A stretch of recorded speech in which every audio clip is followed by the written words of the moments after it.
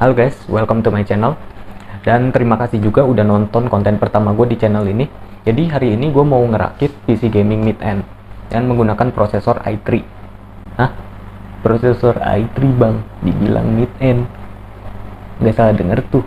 Nah, jadi gini, kenapa i3 nya bisa gue sebut mid-end? Karena ini menggunakan prosesor i3 12100F, yang dimana performanya itu bisa melebihi i5 10400F. Gimana? Nggak percaya? Ntar gue jelasin. Kenapa i3 12100F menurut gue lebih baik daripada i5 10400F? Yang pertama, umurnya lebih muda. Ya, i3 Gen 12 launching pada 4 Januari 2022, sedangkan i5 Gen 10 launching pada 2 Mei 2020. Untuk kecepatan RAM yang disupport juga, i3 Gen 12 sudah support DDR4 3200 MHz dan DDR5 4800 MHz, sedangkan i5 10400F hanya support sampai DDR4 2666 MHz. Lalu i3 12100F juga sudah memiliki 20 PCIe lines, 4 buah lebih banyak daripada i5 10400F yang hanya memiliki 6 buah PCIe lines. Hal ini memungkinkan i3 12100F untuk menjalankan dua storage M2 secara bersamaan. Untuk manufakturnya, i3 12100F sudah menggunakan manufaktur terbaru yaitu 10 nanometer, sedangkan i5 10400F masih menggunakan manufaktur 14 nanometer. Lalu untuk PCIe yang disupport, i3 12100F sudah mensupport PCIe 4.0 dan 5.0, memungkinkan untuk memaksimalkan kecepatan kartu grafis yang digunakan dibandingkan dengan i5 10400F yang masih menggunakan PCIe 3.0. Untuk TDP-nya sendiri, i3 12100F bisa dibilang cukup hemat daya karena hanya menggunakan power sebanyak 58 Watt. 7 Watt lebih kecil dibandingkan dengan Core i5 10400F dengan TDP 65 Watt. Untuk kekurangannya hanya ada satu, yaitu di mana i3 12100F hanya memiliki 4 core 8 thread, sedangkan i5 10400F memiliki 6 core dan 12 thread, memungkinkan i5 10400F menjalankan multitasking sedikit lebih baik daripada i3 12100F. Berikut adalah data yang gue dapat dari website NanoReview mengenai hasil benchmark i3 12100F melawan i5 10400F. Pada platform Cinebench R23, Core i3 12100F dapat memimpin sejauh 45% pada performa single core dan 11% pada performa multicore. Lalu pada platform Fastmark CPU, Core i3 12100F memimpin sejauh 36% pada performa single core dan 15% pada performa multicore. Lalu pada platform Geekbench 5, Core i3 12100F memimpin sejauh 46% pada performa single core, namun hanya memimpin sejauh 3% saja pada performa multicore. Ya, dan itulah kenapa gua lebih milih i3 12100F ini dibandingkan dengan i5 10400F atau Ryzen 5 3600. Ya, masih nggak percaya i3 bisa ngalahin i5. Ya, sama, gue juga awalnya kaget sih ngelihat hasil benchmark di YouTube. i3 kenceng banget, gila, bisa ngalahin i5 10400. Ya, nanti kita tes aja di benchmark. Lihat hasilnya di akhir video. Jadi stay tune and watch till the end. Oke. Lanjut ke part berikutnya. Gue pakai motherboard dari ASRock B660M HDV. Alasan kenapa gue lebih memilih untuk menggunakan B660M HDV dibandingkan dengan motherboard seri H610M dari Asus atau MSI adalah karena motherboard B660M sudah memiliki fitur RAID support. Bagi yang belum tahu apa itu RAID support, jadi RAID support itu adalah fitur yang memungkinkan motherboard untuk menyatukan dua storage yang berbeda menjadi satu volume. Jadi misalkan kita punya dua storage M2 yang berbeda, bisa kita satukan menjadi satu volume C yang sama. Yang kedua adalah karena B660M HDV sudah memiliki USB port Type-C. Lalu pada motherboard B660M HDV sudah memiliki 3 slot M2, di mana 2 slot untuk storage dan 1 slot untuk WiFi card. Sedangkan pada motherboard seri H610M hanya memiliki 1 slot M2. Untuk kecepatan RAM yang disupport, motherboard B660M HDV sudah support RAM DDR4 dengan kecepatan up to 4600 MHz, sedangkan motherboard seri H610M hanya support DDR4 RAM up to 3200 MHz. Untuk harga motherboard B660M HDV ini tidak berbeda jauh dengan motherboard H610M, di mana kalian bisa dapat motherboard B660M HDV dengan harga Rp1.570.000 saja. Sedangkan motherboard H610M dari Asus kalian bisa mendapatkan dengan harga termurah di Rp1.550.000. Lanjut ke SSD. SSD ini gue pakai SX 6000 Pro dari Adata, ukurannya 512 GB dengan read speed up to 2100 Mbps dan write speed up to 1500 Mbps. Dibandingkan dengan versi Lite-nya yang harganya cuma beda 50.000, yaitu ini gue beli 820.000, jadi yang Lite-nya itu cuma 770.000. Perbedaannya read sama write speednya, yang ini lebih kencang 300 Mbps dibandingkan versi Lite-nya, dan lifetime hours-nya juga 200.000 lebih banyak dibandingkan versi Lite-nya. Jadi buat nambah 50.000 buat beginian worth sih. Lanjut ke RAM. RAM gua pakai Adata XPG Spectrix D50 dengan memori 16 GB 8x2 dengan speed 2200 MHz CL16 ya. Dan ini udah RGB ya, nih modelnya putih solid begini. Ini ada RGB-nya ya, solid.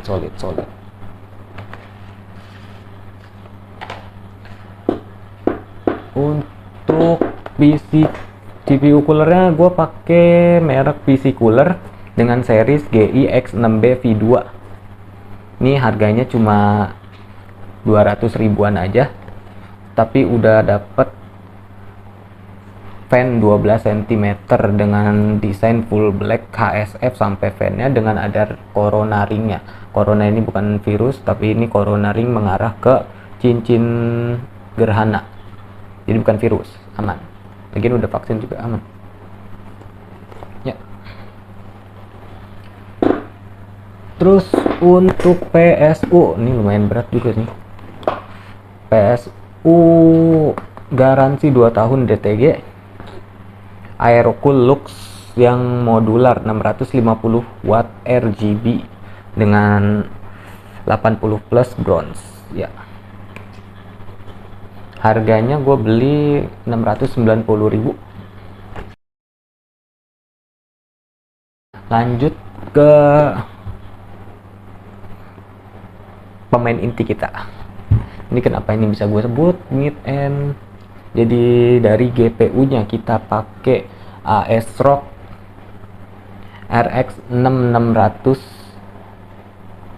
Challengers ya. RX 6600 8 GB. Kenapa gue nggak pakai RTX atau semacamnya? Jadi ini adalah data perbandingan antara Radeon RX 6600 dengan Nvidia RTX 2060 yang gue buat berdasarkan data spesifikasi produk pada website resmi ASRock dan Asus. Untuk core clock speed, RX 6600 unggul dengan kecepatan 2044 MHz, di mana ini 724 MHz lebih cepat daripada RTX 2060 yang memiliki kecepatan 1320 MHz. Lalu pada boost clock speed, RX 6600 juga masih unggul dengan kecepatan 2491 MHz. Ya, 861 MHz lebih cepat daripada RTX 2060 yang hanya memiliki boost clock speed sebesar 1620 MHz. Untuk manufakturnya sendiri, RX 6600 sudah menggunakan manufaktur 7 nanometer, sedangkan RTX 2060 masih menggunakan manufaktur 12 nanometer. Untuk TDP-nya, RX 6600 bisa dibilang lebih hemat daya dibandingkan dengan RTX 2060, di mana RX 6600 hanya memakan power sebesar 132 Watt untuk berfungsi maksimal, dibandingkan dengan RTX 2060 yang memakan hingga 175 Watt untuk berfungsi maksimal. RX 6600 juga dibekali dengan VRAM sebanyak 8 GB, 2 GB lebih banyak daripada RTX 2060 yang hanya memiliki 6 GB saja. Sayangnya, RX 6600 hanya memiliki bus width sebesar 128 bit ditambah dengan CUDA core sebanyak 1792 unit.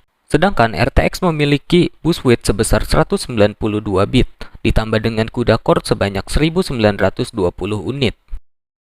Ya, dan begitulah kira-kira kenapa gue lebih milih ASRock RX 6600 dibandingkan dengan RTX dari Nvidia. Ya, begitu. Untuk casingnya gue pakai Paradox Gaming Dragon Slayer dengan 3 kipas bawaan ARGB, warnanya full white ya ini. Oke, udah dijelasin semua sih, udah lanjut aja ke part assembling.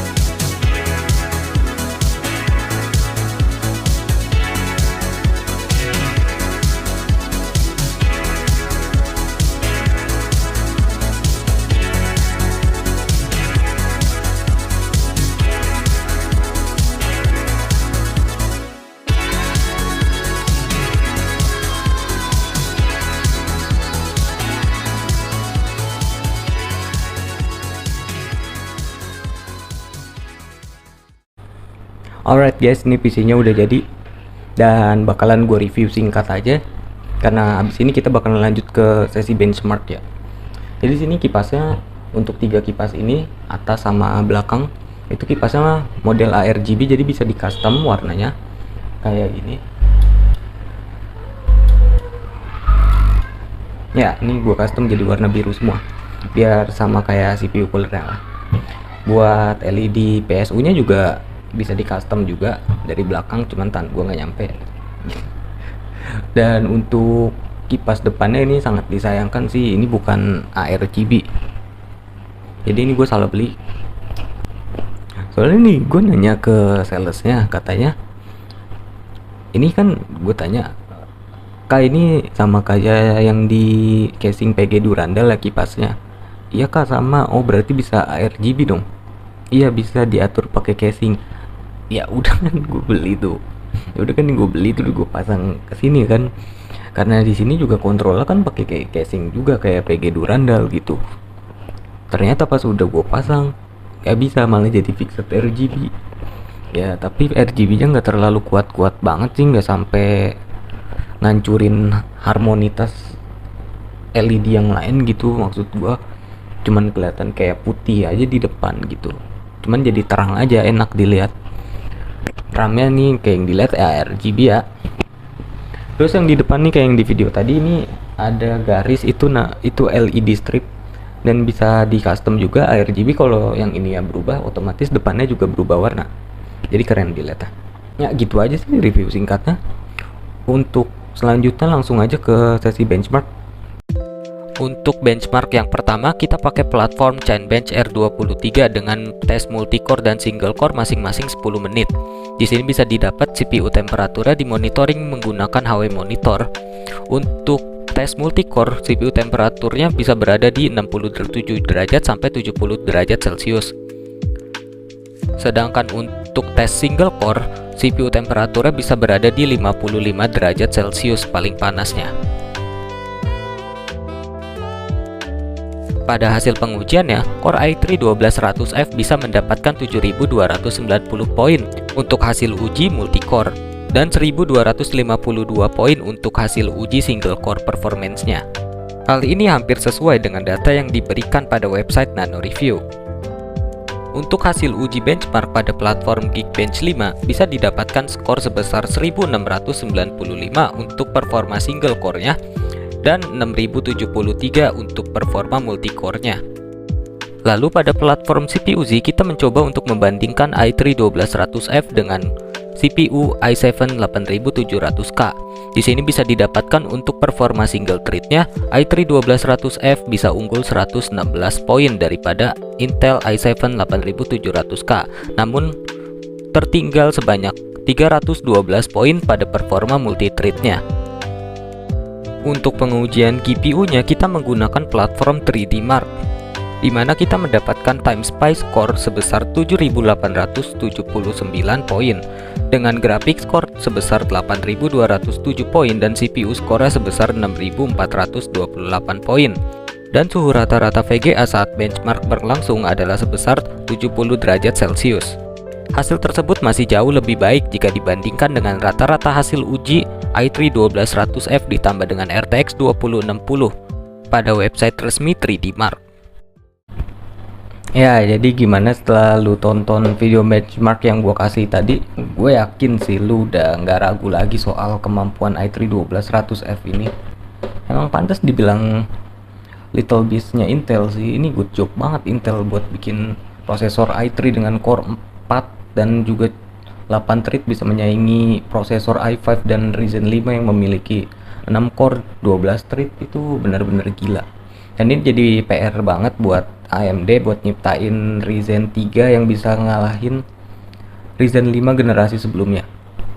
Kalau bisa sih gitu. Untuk episode Rakit PC kali ini mungkin cukup segitu aja ya. Dan untuk pengumuman penting yang mau gue sampaikan, bakalan gue sampaikan setelah gue maparin harga-harga komponen satu persatu. Jadi sini gue pakai komponennya prosesor i3 12100F, harganya 1.500.000. ditambah motherboard B660M HDV, itu harganya 1.570.000. Ditambah juga RAM 16 GB dari Adata XPG Spectrix D50 16 GB 3200 MHz CL16, itu harganya 1.050.000. Lalu SSD-nya kita pakai Adata juga SX 6000 Pro 512 GB, harganya 820.000. Lalu ada PSU-nya kita pakai dari Aerocool Lux modular yang RGB dengan sertifikat 80 plus bronze. Lalu untuk VGA-nya ini gue dapat di harga promo, untung banget, pas banget, stoknya juga tinggal sedikit. Ini harganya 4.500.000 untuk RX 6600 dari ASRock. Lalu casing plus fan-nya ini total keseluruhannya 700.000. Lalu untuk pembelian ini gua bakal kasih lu adapter, ini adapter wifi dari TP-Link ya, harganya itu 120.000. Habis itu CPU coolernya, CPU cooler dari PC cooler ini harganya cuma 220.000. Jadi total semuanya itu 1.160.000 ya. Dan untuk pengumuman pentingnya itu yang bakal gue sampaikan ini masih mengenai PC ini. Jadi ini PC ini niatnya bakal gue jual di Tokopedia gue, linknya ada di deskripsi. Nanti bakalan gue jual di harga 11.300.000 ya, 11.300.000 lu nggak salah dengar. Gue cuman jual harga modal ditambahin dengan pajak penjualan dari Tokopedia aja. Mahal atau murah? Kalau menurut gue sendiri ini 11.300.000 ini udah murah banget. Kenapa? Karena kalau lu lihat di marketplace, lu search aja PC RX 6600 itu bakal keluar banyak banget, dan itu rata-rata masih pada jual 11.500.000, dan itu masih pakai stok cooler Intel, PSU 550 watt, motherboard seri H610, ditambah RAM cuma 8 GB. Dan itu masih 11.500.000, 200.000 lebih mahal dari yang gue jual ini. Sedangkan yang gue jual ini 11.300.000 lu udah dapat PC cooler untuk CPU coolernya, lalu lu dapat PSU 650 watt, dapat RAM RGB 16 GB, terus juga dapat motherboard dengan seri B660M. Ini sih udah best deal banget sih. Jadi ini stoknya cuma satu, siapa cepat dia dapat. Linknya ada di deskripsi ya, jangan lupa ya. Untuk Jabodetabek tolong pakai gosen, untuk luar kota tolong tambahin packing kayu. Packing kayu nanti chat aja ke gua kasih linknya. Ya gitu aja sih untuk episode rakit PC pertama kita ini. Terima kasih juga yang udah nonton sampai akhir. Maafin gue juga kalau ada kesalahan kata atau gimana yang bikin kalian gak seneng. Dan support terus channel ini biar gue bisa terus ngasih rakitan PC harga murah begini kepada kalian.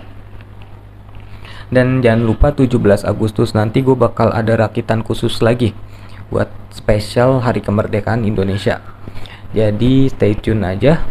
Thanks for watching. Semoga sehat selalu dan sampai jumpa. See you soon.